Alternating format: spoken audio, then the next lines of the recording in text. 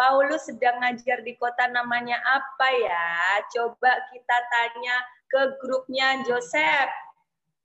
Ada di situ ada Jojo, ada siapa lagi tuh? Yosua, terus apa lagi tuh?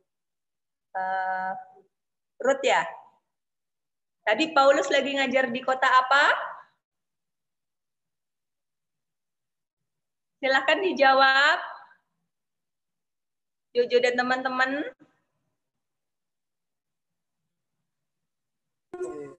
Jawabannya apa? Di kota. Di pilih. Kenapa, Kak?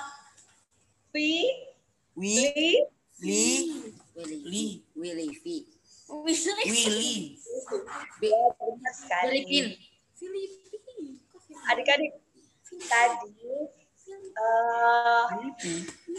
Paulus dia nggak mengajar sendiri, dia bersama seorang teman namanya adalah Silas. Teman ini yang akan menyertai Paulus dari satu kota ke kota lain untuk mengajarkan kebenaran firman Tuhan dan berusaha membawa orang-orang pada pertobatan. Apa yang dilakukan setelah mereka bertobat? Mereka dibaptis sebagai tanda menyerahkan hidup mereka kepada Tuhan. Nah, tadi ada seorang wanita, ibu-ibu yang mau menyerahkan hidupnya kepada Tuhan.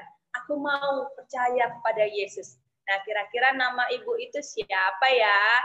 Coba kita tanya ke Abel dan Owen. Tadi siapa tadi yang dibaptis di sana? Huruf pertamanya L. Di mana L? Siapa? Li. Belum dinyalain mute-nya. Siapa? Owen? Li.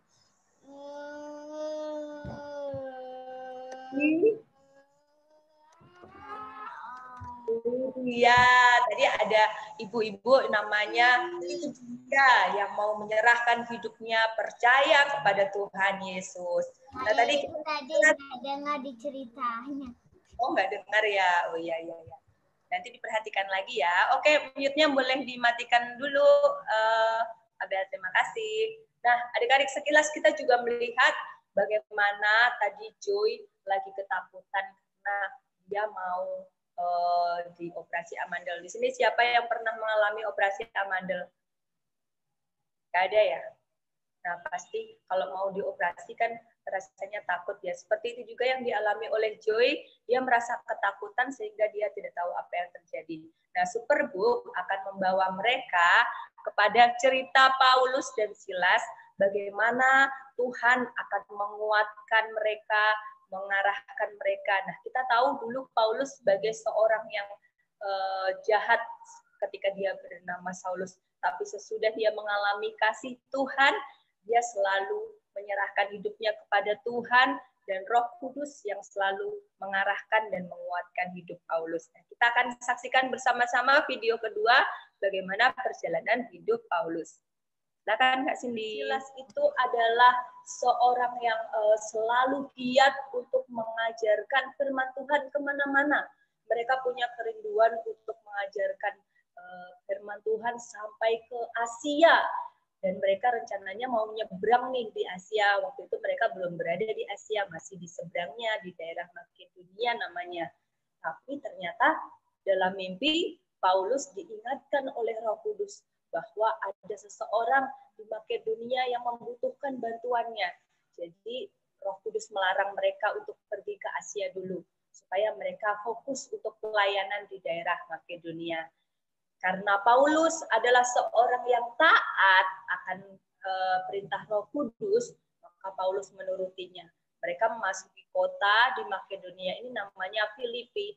Di sana ternyata ada tadi seorang wanita yang di dalamnya dimasuki roh jahat. Tadi kita lihat dalam bentuk rupa ular. Nah, adik-adik, memang wanita itu mengatakan, oh, Paulus ini adalah seorang yang mengajarkan jalan keselamatan. Tapi apa yang dikatakan wanita itu bukan untuk memuji Tuhan, melainkan untuk menghina Paulus. Oleh karena itu, Paulus sampai menegur, "Hai, roh yang ada dalam wanita itu, keluar sekarang."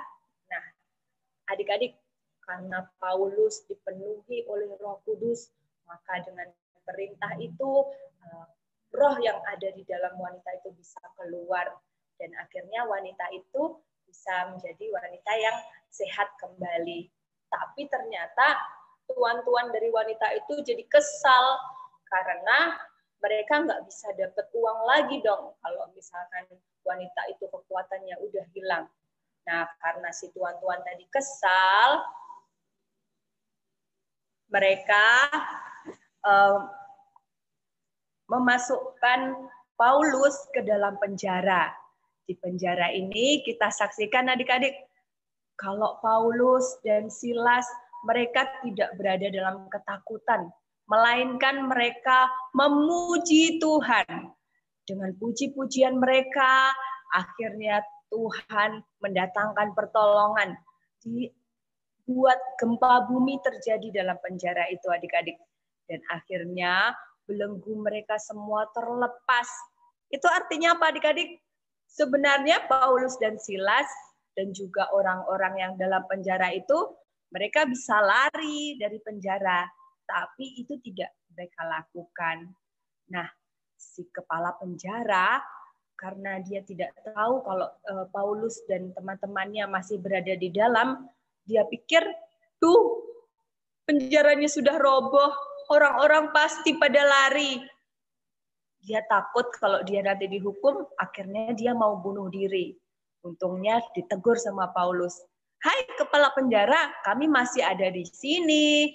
Nah, adik-adik, karena kepala penjara tadi melihat Paulus dan teman-temannya ternyata masih ada di sana, akhirnya kepala penjara ini mengakui kepada Paulus, "Apa yang harus kulakukan supaya aku bisa selamat?" Dan kita tahu bahwa Paulus tadi mengajarkan, percayalah kepada Tuhan Yesus sebagai juru selamatmu yang sudah mati dan bangkit untuk menebus dosamu. Nah, akhirnya kepala penjara dan keluarganya bisa diselamatkan. Nah, adik-adik, ada kesamaan loh antara kepala penjara, wanita yang tadi memiliki roh tenung, juga Paulus, dan juga kita semua yang ada di sini. Kesamaannya apa? Ayo, kira-kira apa ya? Kak Yon kasih tahu ya. Kesamaannya adalah kita sama-sama terbelenggu. Terbelenggu oleh apa? Kalau Paulus tadi terbelenggu oleh rantai-rantai penjara. Kalau wanita tadi terbelenggu oleh roh tenung yang ada di dalamnya yang menguasai pikirannya. Terus tadi ada juga kepala penjara terbelenggu oleh dosa yang selama ini sudah ada dalam dirinya. Termasuk kita semua juga terbelenggu oleh dosa kita. Tapi ada yang melepaskan kita semua daripada belenggu itu, yaitu Tuhan Yesus. Karena Tuhan Yesus yang memberikan roh kepada Paulus sehingga dia bisa terbebas dari belenggu rantai-rantai penjara yang mengarahkan dan menguatkan Paulus.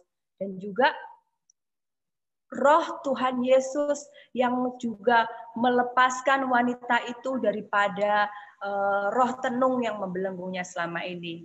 Dan juga yang pasti adik-adik, Tuhan Yesus pula yang sudah membebaskan kita dari belenggu dosa-dosa kita.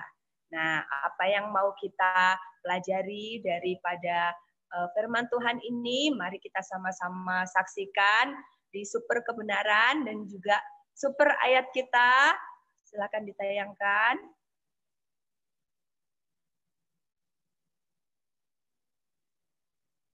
Super kebenaran kita adalah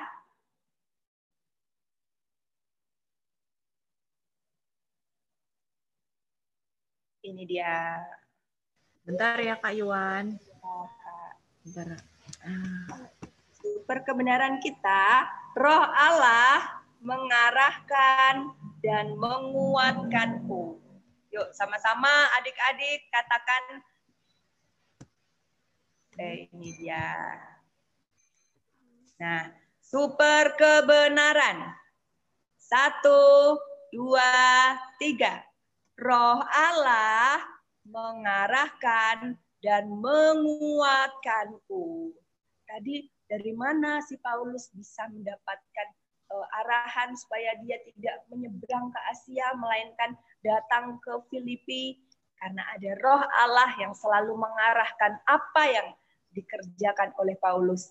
Dan tadi apa yang menjadikan Paulus tetap bersuka cita sekalipun dalam penjara, karena ada Roh Allah yang menguatkan hati Paulus. Nah, super ayat kita hari ini ada di Galatia 5 ayat 25. Kak Iwan bacakan dulu ya.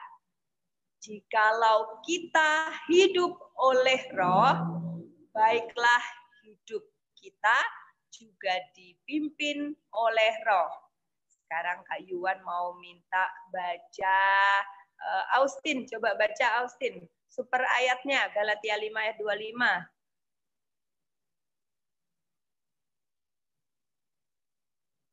Silakan Austin. Super ayat. Jikalau kita hidup oleh Roh, baiklah hidup kita juga dipimpin oleh Roh. Terima kasih. Nah, sekarang yang laki-laki, Kak Yuan minta siapa ya yang ada di sini? Coba kita cek. Karel bisa baca nggak Karel?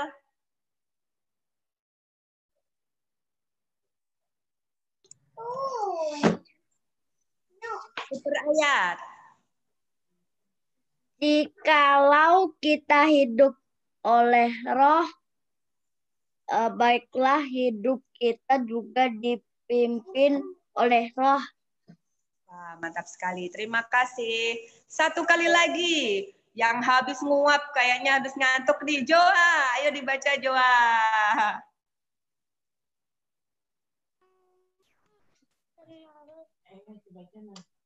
Super ayat. Jikalau kita hidup oleh Roh, baiklah hidup jika kita hidup kita juga dipimpin oleh Roh. Ya, terima kasih Joa. Nah, adik-adik, jikalau kita hidup oleh Roh, kita semua yang ada di sini karena kita mengaku bahwa Tuhan Yesus adalah Tuhan penyelamat kita yang menebus dosa kita dan menerima Tuhan Yesus sebagai juru selamat kita, maka kita semua hidup oleh Roh. Rohnya siapa? Rohnya Tuhan.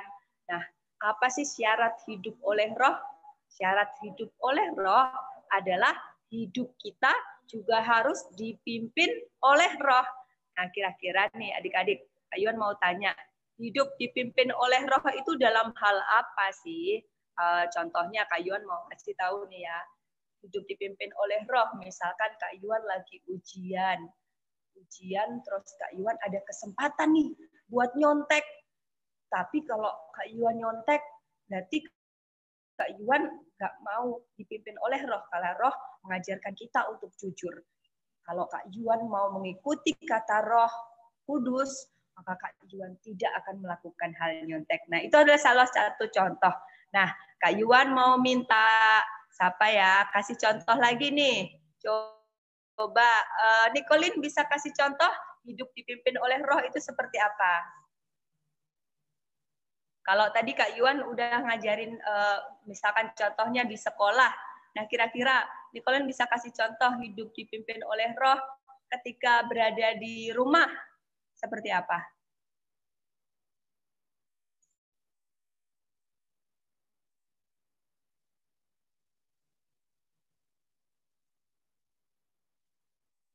Silahkan, nggak ada salah ininya kok. Nanti kalau misalkan salah, kita arahkan supaya benar. Ayo Nicolin, mau kasih pendapat?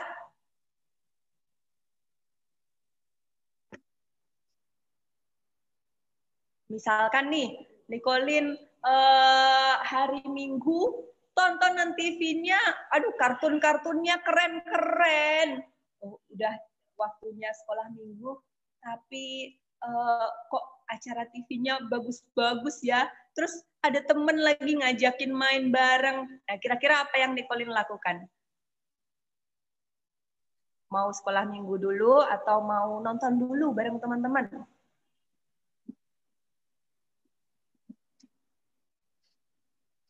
Apa? Dulu. Ya, sekolah minggu dulu. Nah, hidup dipimpin oleh Roh, itu tadi contoh di rumah, kita lebih mementingkan apa yang Tuhan mau daripada keinginan pribadi kita. Nah, satu contoh lagi nih, misalkan kita lagi berada di tempat umum, terus kita habis makan makanan banyak, terus ada sampah, tempat sampahnya tuh masih jauh di sana. Aduh, kalau harus ke tempat sampah kok rasanya capek ya, harus jalan kaki jauh. Tapi kalau misalkan aku buang sampah di sini, berarti aku nggak mengikuti perintah Tuhan, perintah Roh Kudus. Kalau Roh Kudus kan maunya aku harus jadi anak yang taat. Taat itu berarti juga taat mengikuti perintah-perintah yang ada di sekitar kita. Kalau di sekitar kita kan perintahnya, buanglah sampah pada tempatnya. Coba kira-kira kalau Abel mengalami hal yang demikian, apa yang Abel lakukan? Apakah sampahnya tetap dibuang sembarangan atau Abel mau rela jauh-jauh tuh nyari tempat sampah biar bisa buang ke tempatnya? Kira-kira Abel mau yang mana? Nyari tempat sampah. Oh ya, walaupun capek-capek jalan nggak apa-apa ya. Oke, mantap. Nah, nggak boleh buang sampah sembarangan. Oh iya, benar sekali. Yang namanya dipimpin oleh Roh bukan hanya ketika kita berada di gereja, bukan hanya ketika kita berdoa, tapi juga dalam kehidupan sehari-hari kita juga harus bisa dipimpin oleh Roh. Roh mengajarkan, Roh Tuhan mengajarkan kita harus menjadi anak yang taat. Jadi terhadap peraturan apapun di sekitar kita, kita juga harus taat. Siapa di sini yang mau hidupnya dipimpin oleh Roh? Roh siapa? Roh Tuhan. Oke. Nah, adik-adik, itu tadi firman Tuhannya. Biarlah hidup kita semua selalu dipimpin oleh Roh Tuhan, selalu jadi anak-anak yang taat ya. Kita mau tutup ibadah kita. Sebelum tutup mungkin teman-teman ada yang mau ujian lagi ya besok. Kak Yuan dengar katanya Ruth besok masih ujian. Kita juga mau doakan buat teman-teman kita yang besok masih ujian ya. Yuk semuanya lipat tangan, tutup mata, kita mau berdoa. Tuhan Yesus, kami mengucap syukur untuk kesempatan siang hari ini. Kami boleh bersama-sama belajar akan kebenaran firman Tuhan. Kami boleh belajar bagaimana Paulus dan Silas yang selalu mendengar apa perintah daripada Roh Kudus. Engkau yang mengarahkan dan menguatkan mereka menghadapi kesulitan-kesulitan. Kami percaya bahwa Tuhan Yesus, Engkau juga memberikan Roh Tuhan dalam diri kami yang mengarahkan kami bagaimana kami harus hidup dan yang menguatkan kami ketika kami berada dalam masalah. Biar Tuhan yang menyertai dan memimpin kami. Terima kasih Tuhan buat sepanjang minggu ini Tuhan sudah memberkati adik-adik menyelesaikan ujian mereka. Dan kami juga berdoa buat mereka yang masih mau ujian minggu depan. Tuhan berkati, berikan hikmat-Mu, berikan kepandaian, berikan kekuatan untuk mereka bisa menyelesaikan ujian mereka dengan baik. Dan kami percaya bahwa Tuhan juga memberikan hasil yang terbaik buat adik-adik semuanya. Terima kasih Tuhan, kami mau serahkan hari-hari kami ke dalam tangan-Mu. Biarlah kami senantiasa dipimpin oleh Roh Tuhan. Dalam nama Tuhan Yesus, kami berdoa dan mengucap syukur. Haleluya. Amin. Nah, adik-adik, pengumuman pada saat siang hari ini, kita akan mengadakan Natal Sekolah Minggu tanggal berapa Kak Bibit? 13 sampai 20 Desember. 2 minggu lagi ya.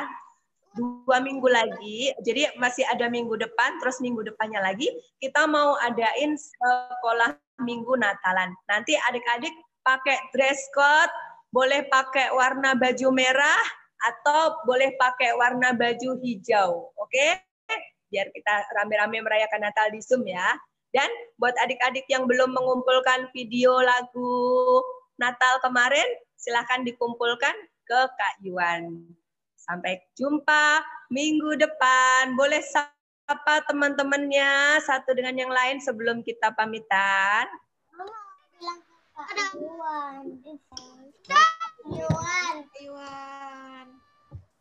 Selamat siang. Kak Yuan, Ya. kemarin Sabtu ke Jakarta Aquarium. Ke Jakarta apa? Ke akuarium. Kayuan. Ya. Kayuan. Ya. Ini loh. Kalau udah lama banget itu, pernah lihat loh sampah ini yang buang botol sampah itu. Pernah lihat kok. Apa? Oh ya.